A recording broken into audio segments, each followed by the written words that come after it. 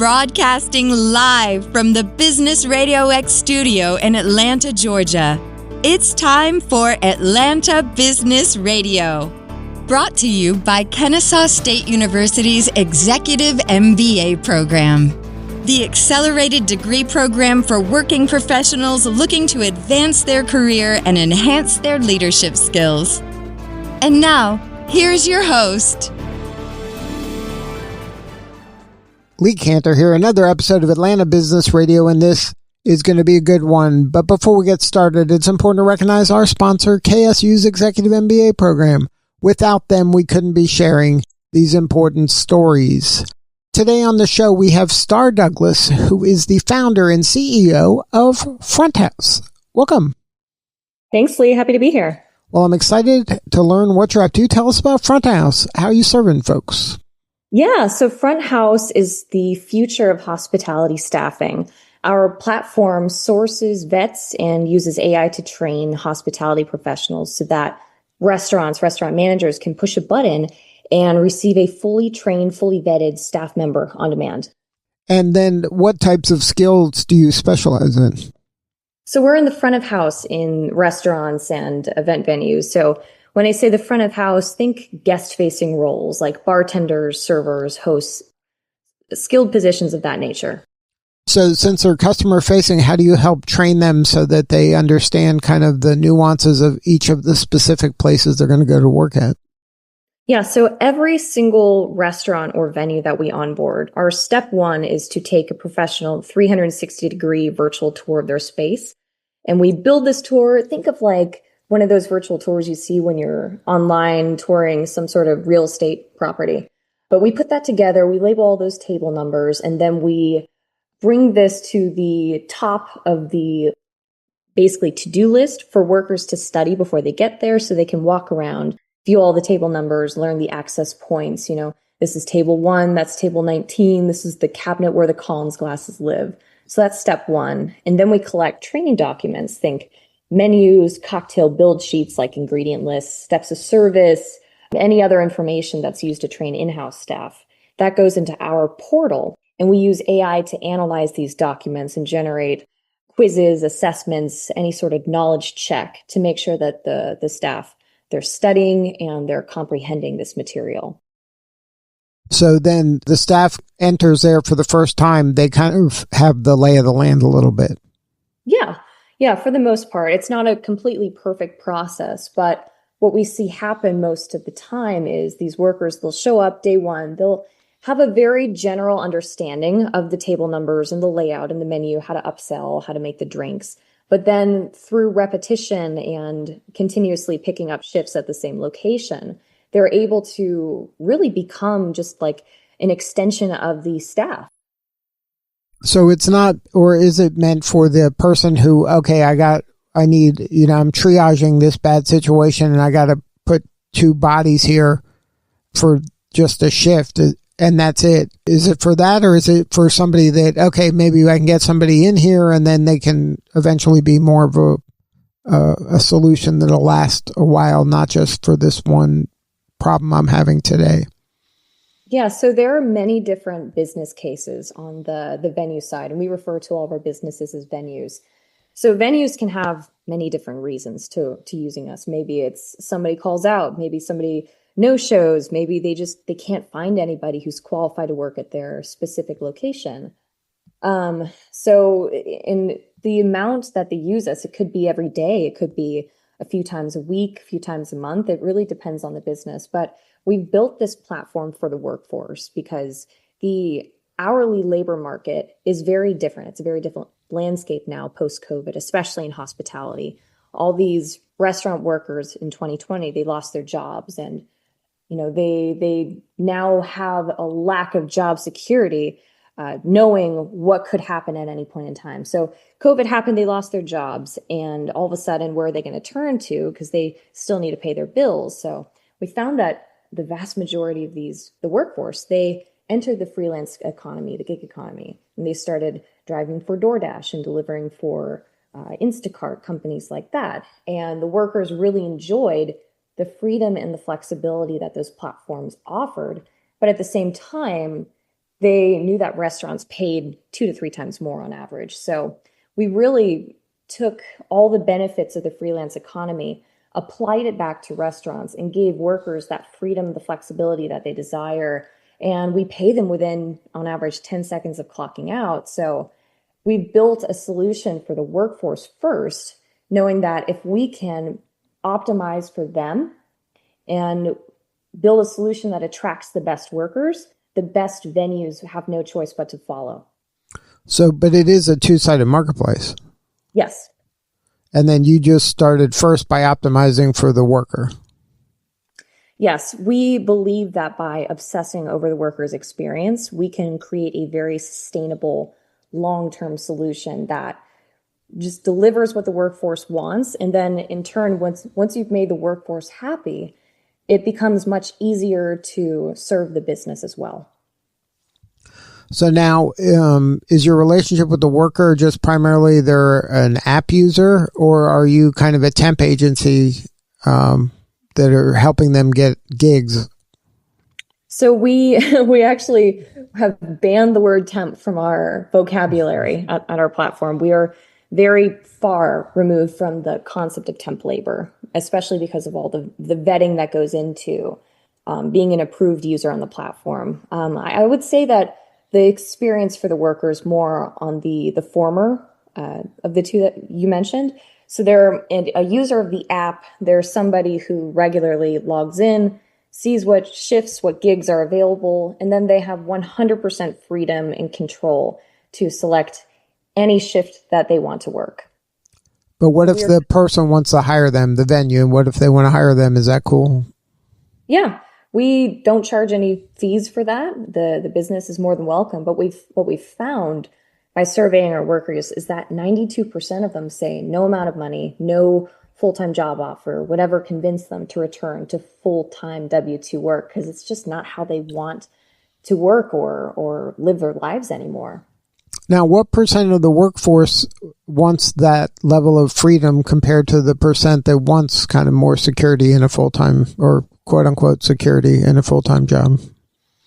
So looking at the general hourly workforce, it's estimated that by 2027, 50% of the U.S. workforce will, in at least some capacity, be freelance.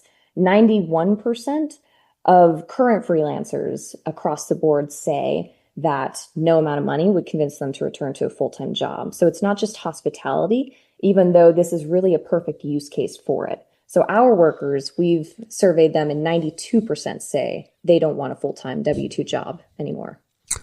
And the driver behind that is the freedom element? The freedom, the fact that they don't have any overbearing manager, nobody's setting their schedule. They get to choose when they work, what shifts they want, and they are fully their own boss, and they get to clock out and get paid within seconds in full. Now, so tell us about kind of the early days, the genesis of the idea. Like, how did this come to you? Well, I lived the problem from both sides. I was a bartender, but I eventually was also a bar manager and a beverage director. And I experienced the pain as the worker, wanting to have more flexibility, wanting the particular schedule that I wanted. And I was always very independent. I wanted to do my own thing and not be micromanaged. And I also loved the concept of going and bartending at dozens of different places across the city. And that's what I had done in college. So that was very appealing to me and my other coworkers around me at the time. But then when I was a manager and director, wow, it was such a crazy period, especially during and post-COVID. I couldn't keep staff behind my bar to save my life. I kept losing them to DoorDash and Uber. And I figured, well, why couldn't I do something about this? Every day I was told by the owners or the operators that this is just the way it's always been. Turnover is just something that you have to live with and figure out a way around and just suffer those costs. And I figured with all the new technology out these days, why not make something that could change that? So I was actually finishing up my last year at Georgia Tech at the time, and I was sitting in class, and I was in between going to two different jobs. I had just come from my day job. I was about to leave for my night job. I was pretty busy at the time. And I was just sitting there dreading what I was about to walk into because I was supposed to be managing the bar, but I knew that I was going to have to bartend because I wouldn't have staff. And there was a guy sitting in front of me and he had his laptop open and I could see what he was doing. I was actually pretty tuned in to what he was typing. And he was searching on Google how to find and book a bartender for some sort of party.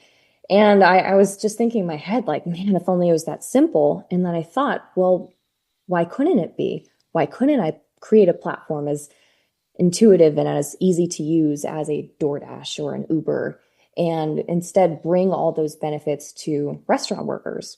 So that was the genesis. So then you went to Georgia Tech, did you know how to code and build the platform? Yes, I studied computer science and business administration at Georgia Tech, but the platform was built by my CTO. So you found a kind of a partner early on? Yeah, a wonderful technical partner. I've always been more focused on the business side, being there in the weeds. The front of the house. Yeah, exactly.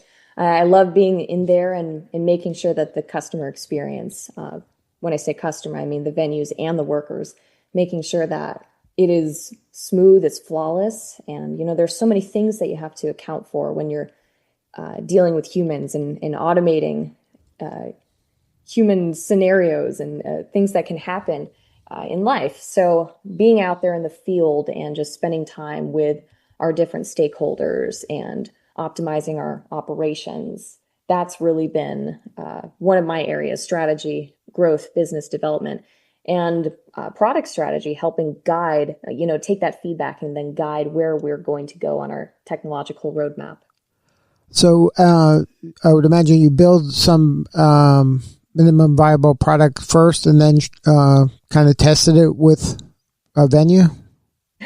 Yes. And in the very early days, it was me. I was going around and I was seeing what it took for me to learn those training documents up front. And then I go and I'd work the shift. I'd go bartend, I'd go serve, I'd host. And it was a ton of learning and a ton of great relationships built along the way. So did you, what was it like when you left it out into the wild? Did you, I'm sure you had some venues that agreed to pilot and then you were looking for people to be kind of the guinea pigs to go through the training and start working? Yeah. Yeah. And we always thought that it would be more difficult to bring on the worker side, but it ended up being the easiest part because the workforce is so ready for this. So what we did was we put out some ads and we were able to bring workers into our application funnel. And from there, they're jumping through a lot of hoops to be a part of the platform: work experience verification, professional reference checks, identity verification, skills-based tests, personality assessments, virtual interviews, the whole 9 yards.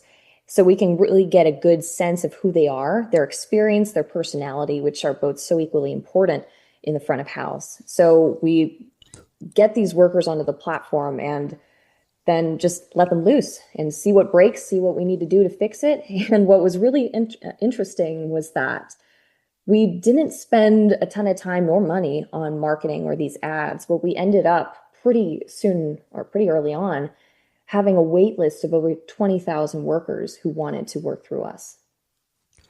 Now, does each one of them have to go through all of those checks and take all those assessments? Because that cost has to be kind of substantial, I would imagine. Every single one of them has to take the same testing, all of the application requirements. We pride ourselves on adding more friction intentionally to our registration because we really want the best workers who are willing to stick it out, knowing that there are rewards if they do, and they do a great job. As far as cost, all of that is actually automated. Thanks to our incredible CTO, we have a very robust technology stack, and our software automates the entire registration process from start to finish. So there's no fee for the worker? For the worker, no, there is no fee to them. So when 20,000 people on board, all of those costs are just absorbed by the platform? So the only cost that we incur at this moment is for identity verification. It's about $1. and that's per person. But the workers don't pay anything to apply. And the only fees come out of subscription fees for the venue side and then actual shifts worked. But again, that's all being charged to the venue. Workers keep 100% of what they earn, and there's no fee for them to join FrontHouz or apply. Right. So the venue is the one that's paying the bill, as they should, for the worker they need. Yes, correct. And then, so you didn't have a problem getting workers.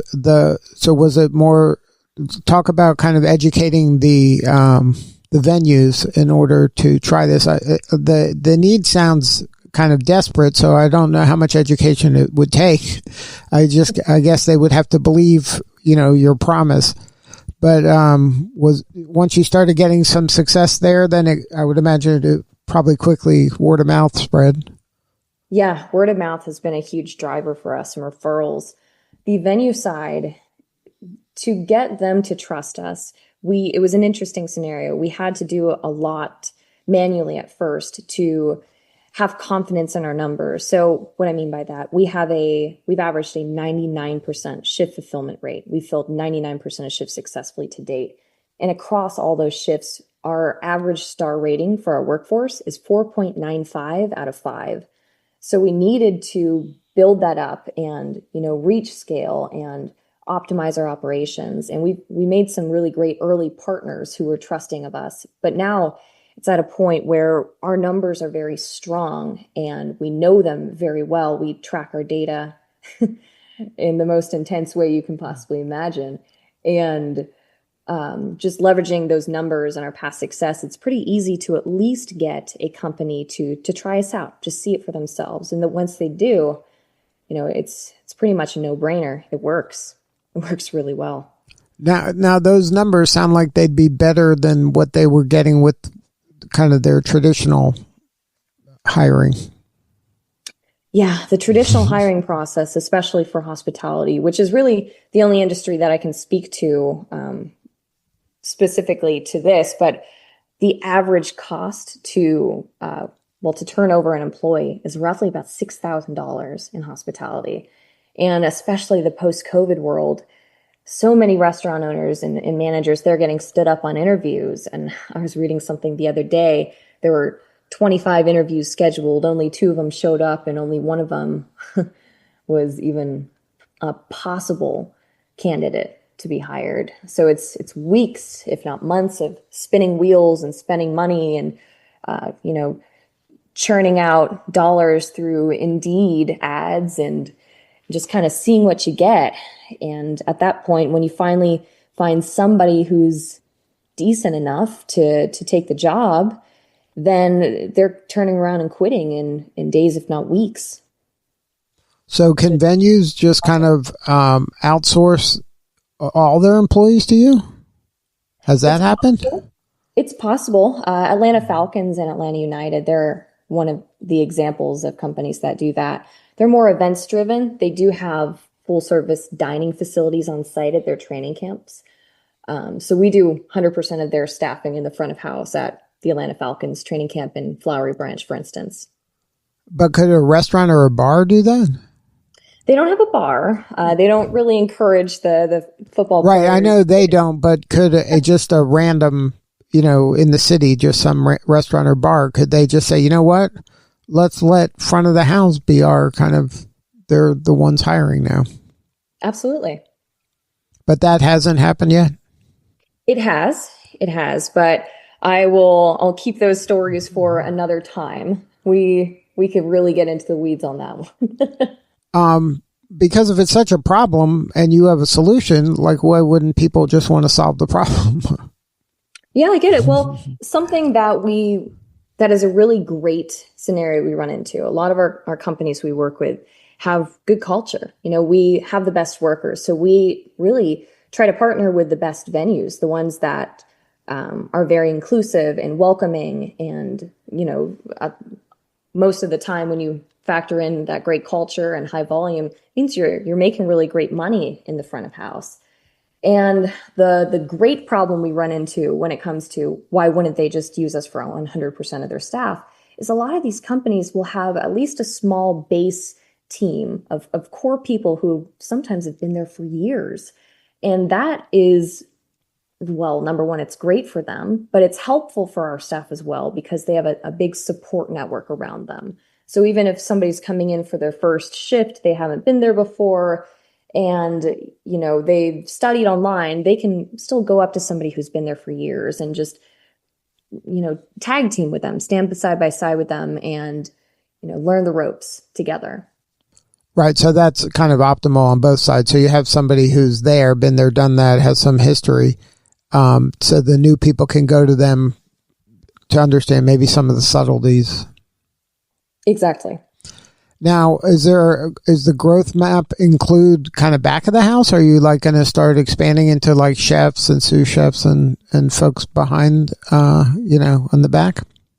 Potentially, once we've proven ourselves in the front of house. We have a long way to go. It's a massive market and a lot of growth in our future in front of us.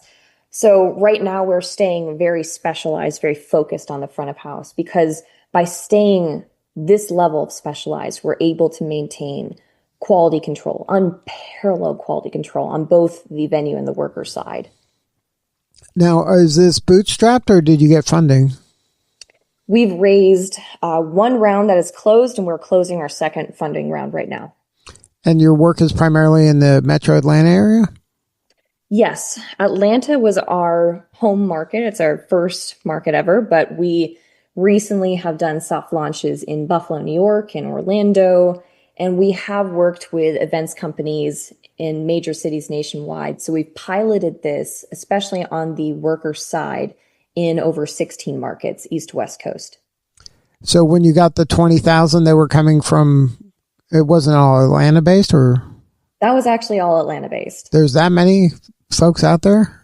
Yeah, plenty of people wanting to work this way. And the Atlanta hospitality ecosystem is absolutely massive. The population density of workers out here, it's one of the biggest metros in the country for hospitality workers. So about how much is that universe? In the Metro Atlanta. I'm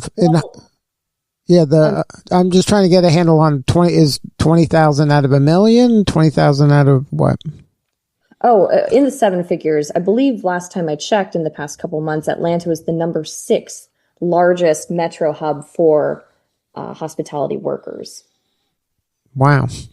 That's amazing. So that could be part-time. That's not like full, that's not how they're making necessarily their full livelihood, but they might be doing it like you were doing it like in the evenings or something like that.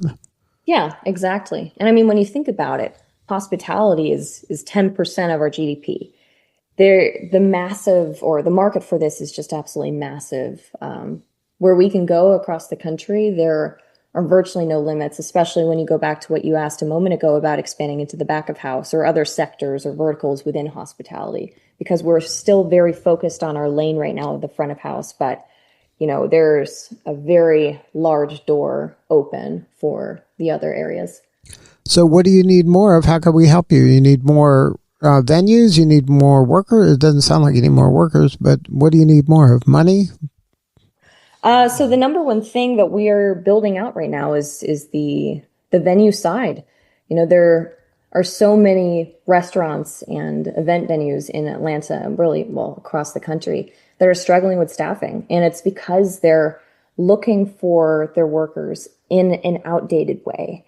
And the more that we can bring awareness to this new style of working, the better these businesses will be, the more money they'll save. I'll give you an example. Those companies who use us for 100% of their staffing, they're saving 10% on their labor costs by doing so. And their managers aren't turning over as much because they're not having to deal with that massive, major stressor of finding staff and filling last minute needs. And just, it's incredibly stressful. It's, to date, it's been the number one biggest pain point of managers, finding staff and retaining them. So if we can take that off their plate, not only are we saving them money, but we're saving them stress and all these other ancillary benefits that just make everybody's lives easier. So all that to say, we're hoping to help as many businesses in the Atlanta area and beyond. And if somebody wants to learn more, what is the website? What's the best way to connect? Yeah, absolutely. So our website is www.FrontHouz. House is spelled H-O-U-Z, so FrontHouz.com. And you can also feel free to connect with me on LinkedIn as well, Starr Douglas. Starr is with 2 R's. Or if you'd like to email us, you can also find us at info@fronthouz.com. Well, Starr, thank you so much for sharing your story today. You're doing such important work, and we appreciate you. Thank you so much, Lee. It was a pleasure. All right, this is Lee Kantor. We'll see you all next time on Atlanta Business Radio.